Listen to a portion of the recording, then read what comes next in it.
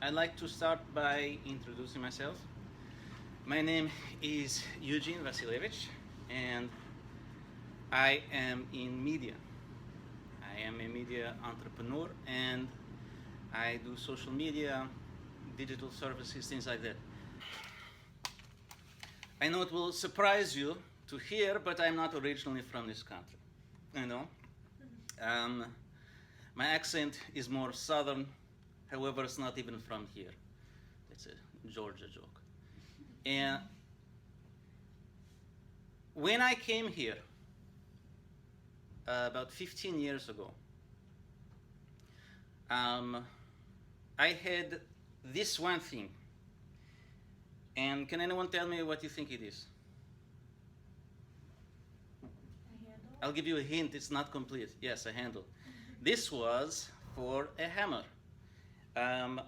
It belonged to my grandfather, and he was carpenter and painter and things like that. Normally, I'm not a very nostalgic person. In fact, I don't like to carry a lot of things with me. And I wanted to come here, make a new break, and only take very few things with me. And so my grandfather's hammer, because it has significance to me. It reminds me of commitment to quality, to excellence, to sincerity. My grandfather was a very honest man in a place where people were not always very honest. And I was going to bring his hammer, but it was too heavy, so I took the top off. I mean, there's sentimentality, but I also, I have to get my bags on the plane. But the point is, this is all I came with. And about 15 years ago, I started working in New York City.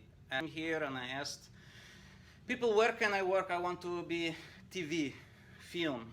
In those days, there was not really internet. I mean, there was, but it was for, military and a few nerd types. Just kidding, not that there's anything wrong with it. But it wasn't really entertainment media. And so I started, but over time, I felt that I said to myself, this is not enough. And however, I have two brothers, and I was telling them about my experience here, and our dreams were always to do some kind of film studio, big production. We wanted to be the Hollywood of the, I guess, the East, Near East, East, I don't know. But that's what we want to do. And so year after year, I talk to them at home. They tell me, Eugene, how you doing? How's it going? And I say, well, it's good. I'm in production. And in that thing where they were far enough for me to be kind of nebulous about the details and say, I'm in production. It's like when your parents call, how are things doing? But you're in like burning full of drugs and problems. You're like, it's good. Or they say, you want to be a musician. Your family says, so how's music going? But all you do is maybe, you listen to the radio and you think, okay, if I don't practice or perform, but I listen to the radio while I fall asleep and get inspired, it's kind of like pursuing my dream. You say, it's good. But I always knew I was full of excrement. I won't say the bad word.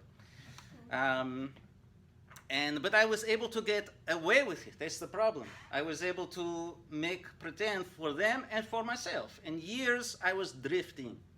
I was kind of trying, but not really trying. And then the hammer doesn't have the same effect without the top.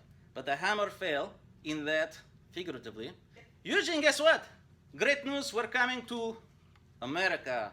Like Eddie Murphy, coming to America. And I said, oh my God, that's amazing, that's great. In my mind, I'm thinking, excrement. Because soon they come and see that for me, Hollywood pursuit of my dreams is me and, smoking too many cigarettes. Don't smoke. My public service announcement. That's for my community service. Just kidding. Never acquitted. Just kidding. No, acquitted, convicted. It's best to get this clear. Anyway, the point is, so they come, and luckily I had a few months to get my act together. And they come here, and I immediately got a job. I talked to someone that I was. Then I learned about networking. In this country, like most places, it's not what you know, but it's who you know. And unfortunately, it's not the best way to create art or commerce. Maybe commerce, I don't know. But that's the way things are. It's who you know. And luckily, I knew someone, they knew someone, and so I started working in a way. I start kind of working in a production company, and basically in my mind I'm thinking, not pursuing my dream, but I'm thinking, how can I get a job where I can justify myself to my brothers when they come here? So they come here, and I show my brothers my office and everything like that. I was working in the office, and immediately they saw through my IBS. And luckily, my older brothers are a little bit more focused than I am. So they said, okay, enough of this, we're doing. So we started a small production company in New Jersey, in Paterson. And we started doing small-time content and things like that. And then we found that we can do more. It's much easier as far as paperwork and other legal issues in South America. So we decided, hey, you know what? Let's go to South America, not worry about overhead, not worry about the complications of here, too many rules, regulations. So we went there, and we proceeded to start to do a production company, basically making content to be delivered around the world. And we brought an actor from here, and it was good, and it was interesting there. I very recommend travel for whatever reason, and then after a certain point, I came back here because I said, I'm still not doing what I'm doing. First of all, my brother's kind of a stronger word for jerk, and very, so I don't like that. And I think I want to do my own thing. If I want to pursue my dreams, it's through me and not through him. So I come here, and by now, this time years have passed, internet exploded, and now my ideas for film, TV, things like that, it's time's passed. And I realized it's a new world. And I was like Columbus discovering the new world, new media. Only I didn't kill as many people. I'm just kidding. No. So and I'm politically correct. I try to be sensitive. But I guess probably goes the other direction. Point being, I think new media, internet. And everything I hear about now is about convergence. And the purpose seems not so much to entertain per se, but to connect things, to provide marketing avenues.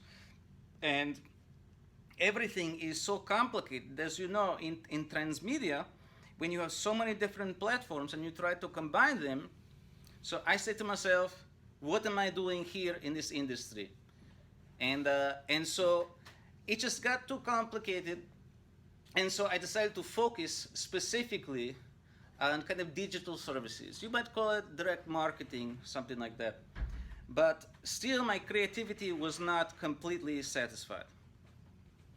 And there are people who say that the creativity comes from inside you, from only you. And that there are some people who are genius, some people not. Some people have talent, some people not. So it's some kind of magical thing. And the problem is, this puts pressure on you to perform, and if you cannot perform, you feel terrible. Sometimes it's the opposite. Sometimes you perform so well, expectations go crazy on you, and you can't handle it, you have nervous breakdown or worse. We've seen it from great artists throughout time. And specifically for the arts is something that I noticed. And not with many other professions, but there are some people who say that genius and the spark of genius and creativity, it was not always something that we alone possessed. With the Greeks and the Romans, it was something external to them. There was a spirit, daemon they called it. Socrates had daemon, and the spirit was outside of them. So they would say not that person is a genius, but that person was visited by genius. In fact, the Roman Latin, I think, word was not daemon, but itself was genius, and that someone was visited by genius. And I think it was much easier then because people did not have that kind of pressure.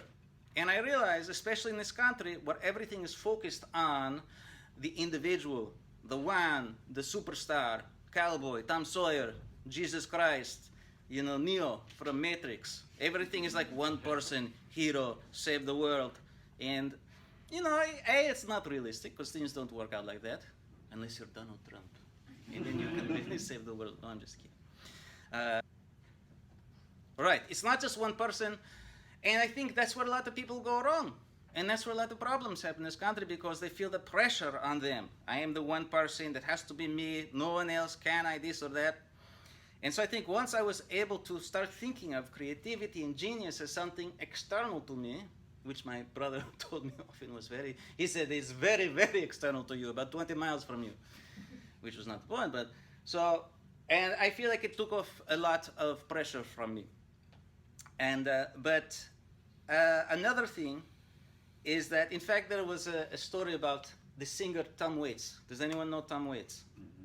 He's a singer, piano, jazz, folk kind of, very good. He sings, more or less, right? It's not exact, but I'm sure you've heard his stuff in music, you will recognize it. And he was saying that once, he of anyone in the world, he's suffering artist, always. Misery, depression, when they have movie and they need to hire, cameo appearance from someone who is essence of misery, they go to this guy. Because he's like Ron Perlman, but smaller, but with hair of Kenny from South Park, right? Kind of, but smoking a lot more. Very miserable. The definition of miserable artist is though, as an artist, you're supposed to be miserable. So there was a story that he was driving one day, and a song, a tune came to him from somewhere, and he's thinking to himself, I can't believe this. I'm driving, and he says, as though he's talking to the spirit that's visiting him. He says, are you kidding me, man? You come to me with this great tune, this great song idea? Can't you see I'm driving? And he said to the spirit, you come back later, when I'm no longer driving, and I will give voice to you.